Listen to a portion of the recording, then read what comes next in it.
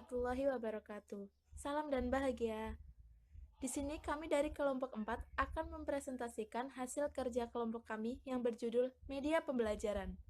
Sebelumnya, saya akan memperkenalkan nama-nama anggota kelompok 4. Yang pertama yaitu Fatma Puji Utami, yang akan membahas tentang manfaat pengembangan media pembelajaran. Yang kedua, Triska Martiasari akan membahas tentang kesimpulan dari presentasi kali ini. Yang ketiga, Adni Fauziah yang akan membahas tentang jenis-jenis media pembelajaran. Yang keempat, saya sendiri, Wijayanti Fitriawandari, selaku moderator. Yang kelima, Yensi Oktaviani yang akan membahas tentang hakikat sumber belajar. Dan yang terakhir, Mbak Aini Mestika Budi yang akan membahas tentang prinsip-prinsip pengembangan media pembelajaran. Hakikat sumber belajar.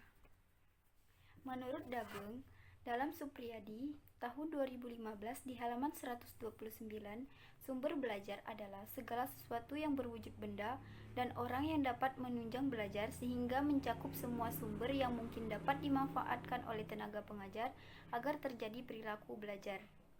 Menurut Hafid, tahun 2011 di halaman 70, sumber belajar adalah sesuatu yang dapat mengandung pesan untuk disajikan melalui penggunaan alat ataupun oleh dirinya sendiri, dapat pula merupakan sesuatu yang digunakan untuk menyampaikan pesan yang tersimpan di dalam bahan pembelajaran yang akan diberikan. Menurut Jailani Syahran, di tahun 2016 pada halaman 177, sumber belajar adalah segala sesuatu yang dapat dipergunakan sebagai tempat di mana bahan pengajaran terdapat atau asal untuk belajar seseorang. Berdasarkan uraian di atas, dapat disimpulkan bahwa sumber belajar adalah semua sumber seperti pesan, orang, bahan, alat, teknik, dan latar yang dimanfaatkan peserta didik sebagai sumber untuk kegiatan belajar dan dapat meningkatkan kualitas belajarnya. Prinsip-prinsip pengembangan media pembelajaran. Musfikon dalam Astutik tahun 2016 halaman 112 mengemukakan 3 prinsip utama, yaitu prinsip efektivitas dan efisien, yang artinya media yang digunakan bisa mendukung dan mempercepat tujuan pembelajaran. Yang kedua, prinsip relevansi, yang artinya media yang digunakan sesuai dengan konteks kehidupan sehari-hari anak. Dan yang ketiga, prinsip produktivitas, yang artinya media yang digunakan dapat meningkatkan pencapaian tujuan. Selanjutnya, Richard E. Mayer dalam Batubara tahun 2015 halaman 4 mengemukakan beberapa prinsip desain pengembangan media pembelajaran, yaitu yang pertama, prinsip multimedia, artinya keragaman media.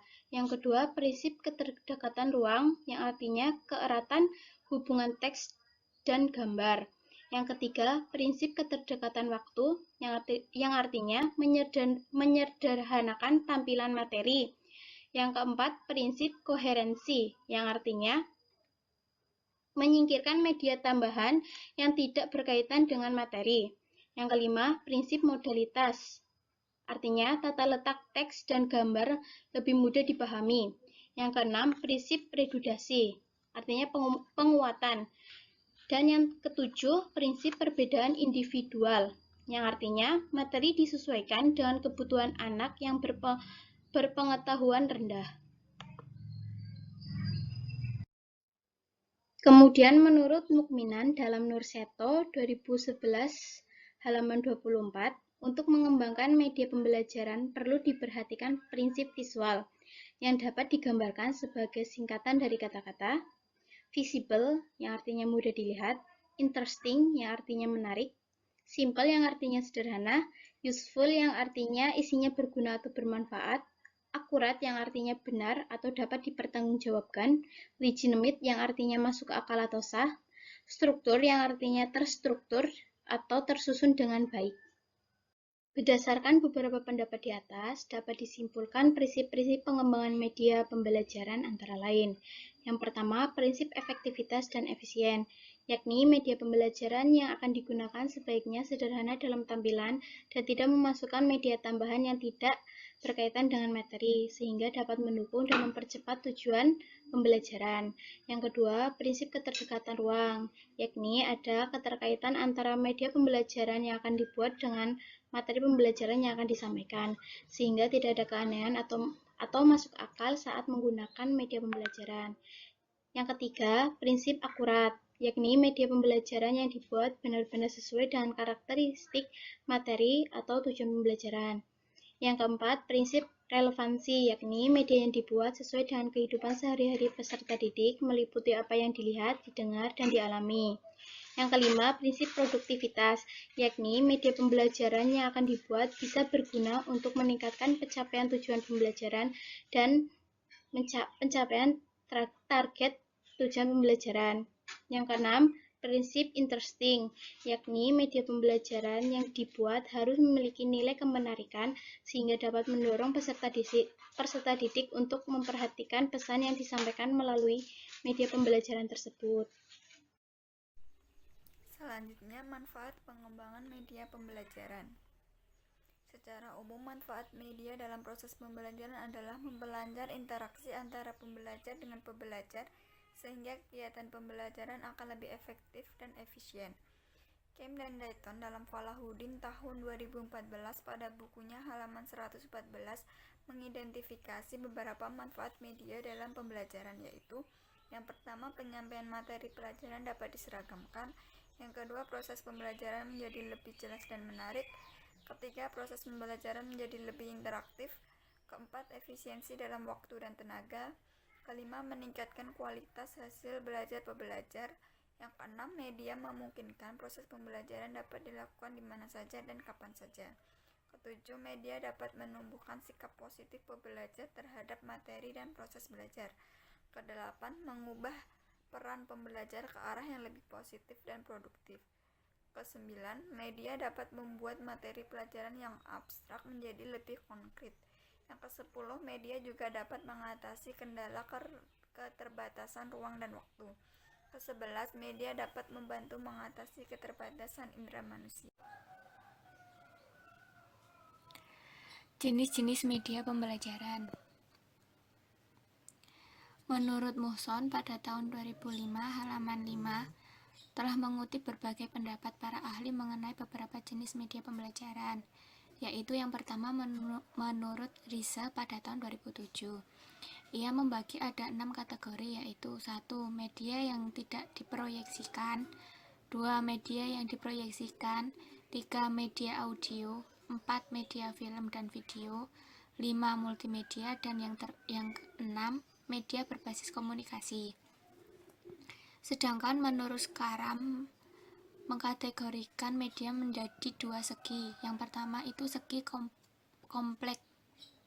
kompleksitas dan besarnya biaya. Yang kedua menurut kemampuan daya liputannya. Kemudian yang ketiga menurut Briggs mengidentifikasikan 13 macam media pembelajaran, yaitu objek, model, suara langsung, rekaman audio, media cetak, pembelajaran terprogram, papan tulis, media transparansi, film rangkaian, film bingkai, film televisi, dan film gambar. Kemudian yang keempat menurut Gagne menyebutkan 7 macam pengelompokan media, yaitu benda untuk didemonstrasikan, yang kedua komunikasi lisan, yang ketiga media cetak, yang keempat gambar diam, yang kelima gambar gerak, yang keenam film bersuara, dan yang ketujuh mesin belajar. Sedangkan menurut Edling ada 6 macam media pembelajaran, yaitu kodifikasi subjektif visual, kodifikasi objektif audio, kodifikasi subjektif audio, keempat kodifikasi objektif visual, dan yang kelima pengalaman langsung dengan orang, yang keenam pengalaman langsung dengan benda-benda. Yang selanjutnya menurut Suparno berpendapat bahwa klarifikasi media dilakukan dengan menggunakan 3 unsur, yaitu berdasarkan karakteristiknya, berdasarkan dimensi presentasinya, dan berdasarkan pemakaiannya. Kemudian Muhson menyimpulkan dari berbagai ragam dan bentuk media pembelajaran pengelompokan di atas, media dan sumber belajar ekonomi dapat ditinjau dari jenis, yaitu 1. Media visual. Media visual diam Itu berupa foto, buku, ensiklopedia, majalah, surat kabar, buku referensi, dan barang hasil cetakan lain, gambar ilustrasi, clipping, film bingkai, film rangkai, transparansi, microfiche, overhead, proyektor, grafik, bagan, diagram, dan sketsa, poster, gambar kartun, peta, dan globe. Yang kedua, media visual gerak, yaitu berupa film bisu. Yang kedua, media audiovisual. Media audiovisual diam itu berupa televisi diam, slide dan suara, film rangkai dan suara, buku dan suara. Yang kedua, media audiovisual gerak, berupa video, CD, film rangkaian dan suara, televisi, gambar dan suara. Yang ketiga, media serba neka 7. Yang pertama, papan dan display. Itu isinya papan tulis, papan pamer atau pengumuman, majalah dinding, papan magnetik, whiteboard, mesin pengganda. Yang kedua, media 3 dimensi, berupa realita, sampel, artefak, model, diorama, display. Yang ketiga, media teknik dramatisasi, yaitu drama pantomim, bermain peran, demonstrasi, pawai atau karnaval, pedalangan atau panggung boneka, serta simulasi. Yang keempat, sumber belajar pada masyarakat, yaitu kerja lapangan, studi wisata, dan perkemahan. Yang kelima, belajar terprogram dan komputer. Menurut kelompok kami, dari beberapa pengelompokan di atas, maka dapat disimpulkan bahwa media pembelajaran terdiri dari yang pertama, media visual merupakan media yang hanya dapat dilihat, seperti foto, gambar, poster, kartun, grafik, dan lain-lain. Yang kedua, media audio merupakan media yang hanya dapat didengar saja, seperti kaset, audio MP3, dan radio. Yang ketiga, media audiovisual, media yang dapat didengar sekaligus dilihat, seperti film bersuara, video, televisi, soundslide. Yang keempat, multimedia, media yang dapat menyajikan unsur media secara lengkap, seperti animasi. Multimedia sering diidentikan dengan komputer, internet, dan pembelajaran berbasis komputer. Yang kelima, media realita, media nyata yang ada di lingkungan alam, baik digunakan dalam keadaan hidup maupun sudah diawetkan, seperti binatang, spesimen, herbarium, dan lain-lain. Selanjutnya akan dijelaskan oleh Mbak Triska. Jadi kesimpulannya yaitu sumber belajar adalah semua sumber seperti pesan, orang, bahan, alat, teknik, dan latar yang dimanfaatkan peserta didik sebagai sumber untuk kegiatan belajar dan dapat meningkatkan kualitas belajarnya. Prinsip-prinsip pengembangan media pembelajaran antara lain prinsip efektivitas dan efisiensi, yakni media pembelajaran yang dibuat sebaiknya sederhana dalam tampilan dan tidak memasukkan media tambahan yang tidak terkait dengan materi. Manfaat media dalam proses pembelajaran adalah memperlancar interaksi antara pembelajar dengan pembelajar sehingga kegiatan pembelajaran akan lebih efektif dan efisien. Jenis-jenis media pembelajaran diantaranya yaitu media visual, media audiovisual, multimedia, dan realita.